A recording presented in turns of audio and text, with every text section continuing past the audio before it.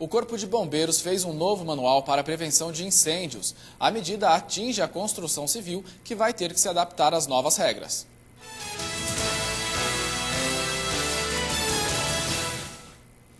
Vamos saber então que mudanças são essas. Quem fala com a gente sobre isso é a arquiteta do Sindicato da Indústria da Construção Civil no Paraná, Mariane Romero. Mariane, muito obrigado pela presença. Boa tarde. Boa tarde, Eduardo.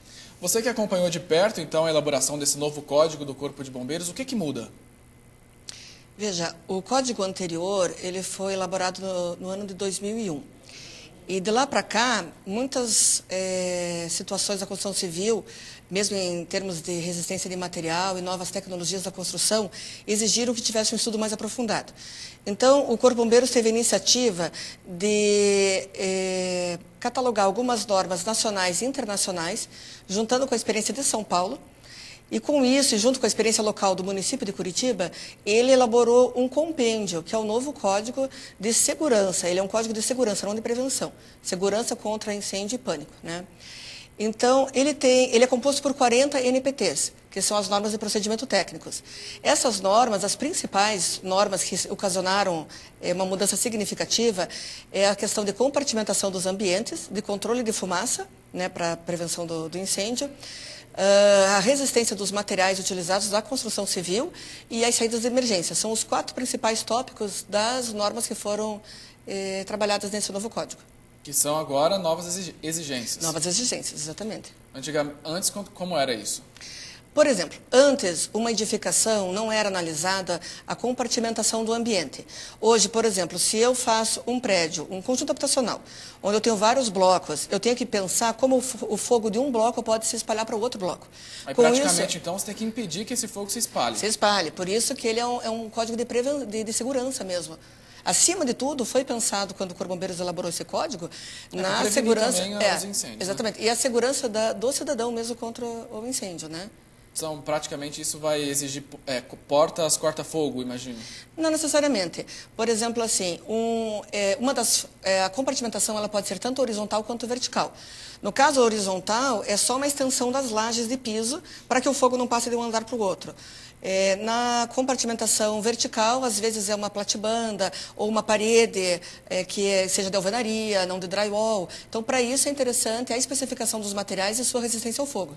E para que obras que valem essas regras? Praticamente para todas as obras. Claro que para residências assim, unifamiliares não, né?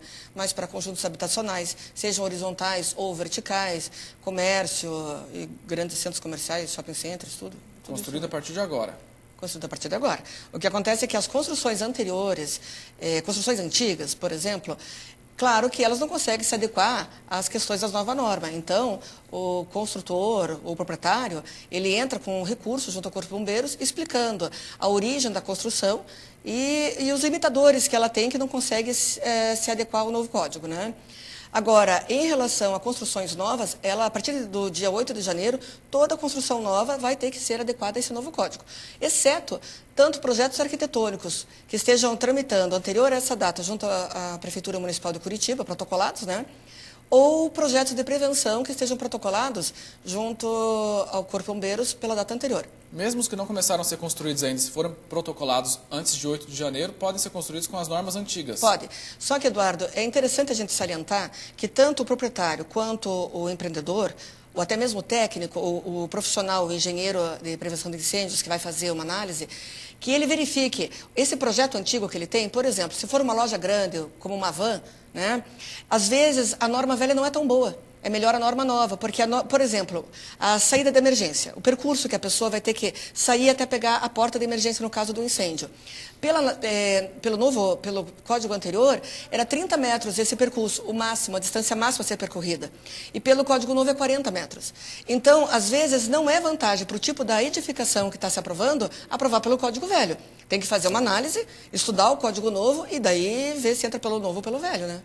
Mariane, você sabe dizer para a gente o que motivou a elaboração desse novo código? Você viu alguma falha no anterior, se as estatísticas não estavam tão boas assim em relação à segurança e prevenção de incêndios?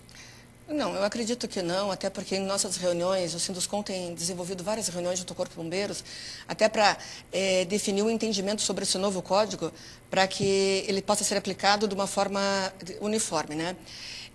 Pelo que nós percebemos pelo Corpo de Bombeiros, não houve um acréscimo no número de ocorrências aqui na cidade que justificasse fazer um código um pouco mais complexo. Mas simplesmente a experiência de São Paulo, de outros países, inclusive, que como abordam a questão da segurança pública, né? E a forma como o Corpo de Bombeiros resolveu também dar uma revisada, porque se for pensar, um código de 2001 já está na hora de ser revisado. Defasado, né? Defasado, então ele precisa. E, acima de tudo, está a questão da segurança do cidadão, a questão de defesa pública, né? E essas questões em relação à prevenção de incêndios, se a empresa não cumprir, o que acontece? A construtora? Ela não consegue o laudo do Corpo de Bombeiros. Então, por exemplo, hoje, uma construtora, para ela lançar um empreendimento, ela tem que ter o alvará de construção, né? Ela tem que ter o ABITSE, que é o CVCO, Certificado de Vistoria de Conclusão de Obras da Prefeitura, e para ela ter esse CVCO, ela tem que ter o laudo do Corpo de Bombeiros. E esse laudo, ele é emitido após a aprovação de um projeto de prevenção do incêndio dentro de todas as conformidades. Se aparecer uma não conformidade ali, ele não é aprovado. Então, simplesmente, a construtora não tem um ABITSE, ela não empreende. Como que é possível ter acesso a esse novo código?